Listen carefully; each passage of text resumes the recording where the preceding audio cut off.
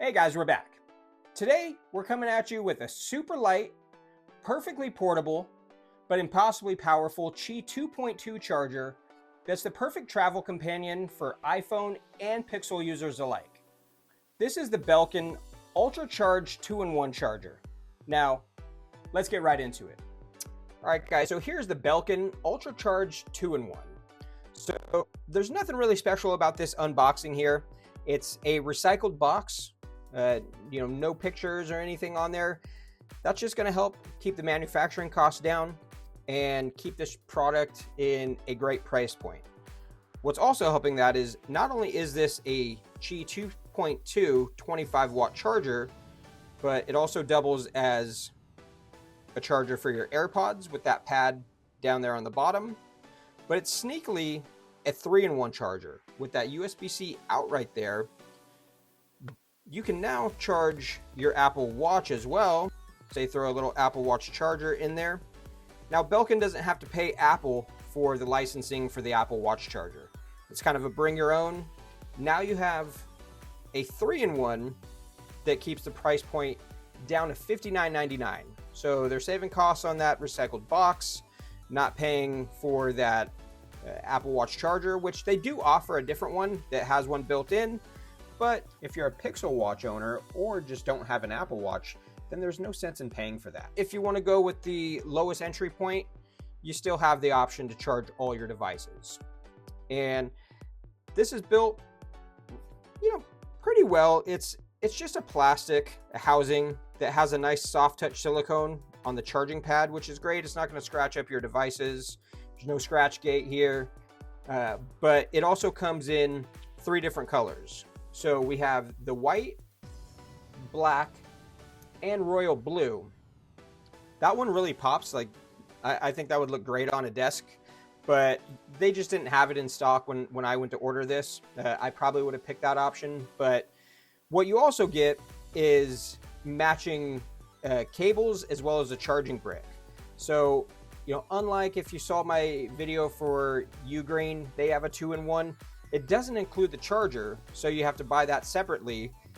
That charger that Ugreen product was $49.99, but once you throw a charger in there and a cable, it comes with a cable, but once you throw a charger in there, it's more expensive than this Belkin. So we get that 45-watt foldable prong, tiny little charging brick, which this thing is perfect. I love this, as well as a nice, really long 5-foot durable, like thick, almost like a data cable. It's not braided, but it's a nice build quality on here. So if you get the blue one, you get blue chargers. You get the black one, you get black. We got the white one.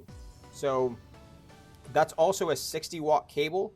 So with Qi 2.2, for it to charge everything at full speeds, the 25 watts, the 5 watts for the AirPods, 5 for the Apple Watch, you need a 45-watt brick and a 60-watt charging cable. So everything here is included, which is great to see. And there's also built in what helps, or what's needed for Qi 2.2 is to actually have cooling. Whether it's active cooling or passive cooling, this has what Belkin is calling their Chill Boost passive cooling.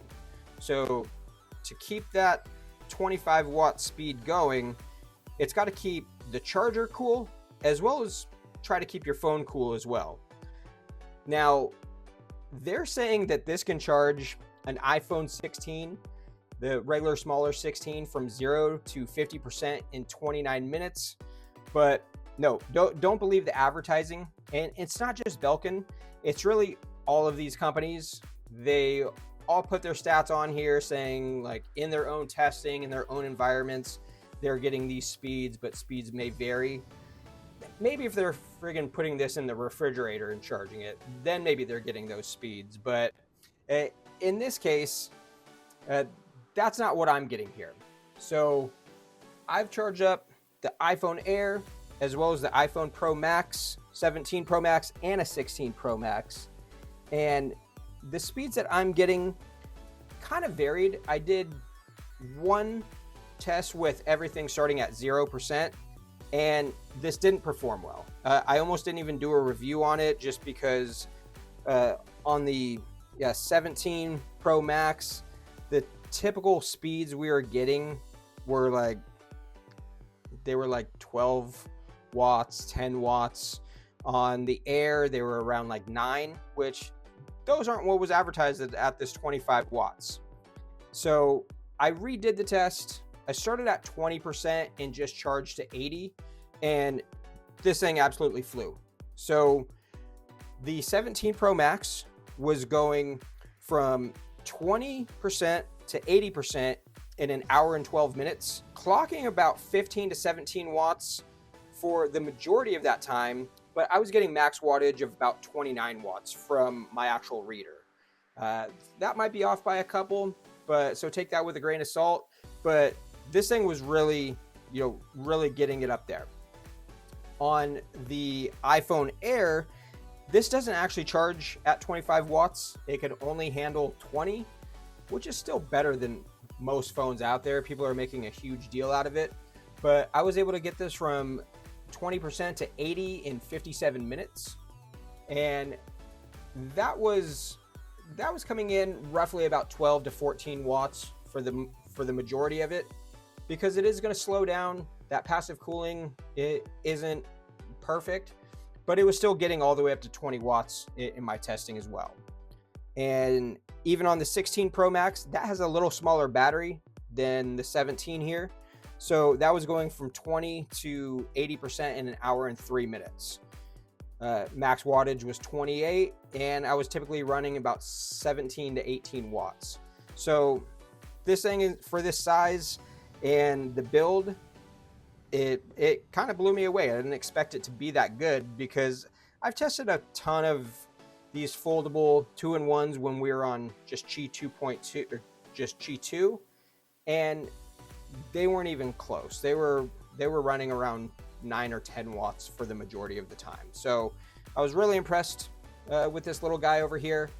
And not every phone can actually take the Qi 2.2 just yet. So the list of devices that can are going to be your new iPhone 17s. So the 17, 17 Pro, and Pro Max. The Air right here is close, like I said, at 20 watts.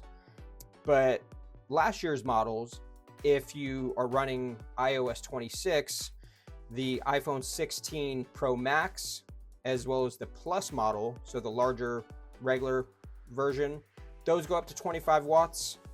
The smaller versions, the 16 and the 16 Pro, according to Apple, will only go up to 22 watts.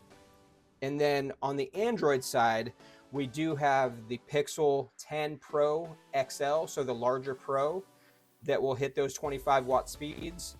And with Samsung, coming up with their new lineup of S26 Ultras and S26s, I would be really surprised if they're not compatible with Qi 2.2 by that time as well. So, that's what we're getting here. If you have a newer device that can handle the Qi 2.2, I would suggest picking this up.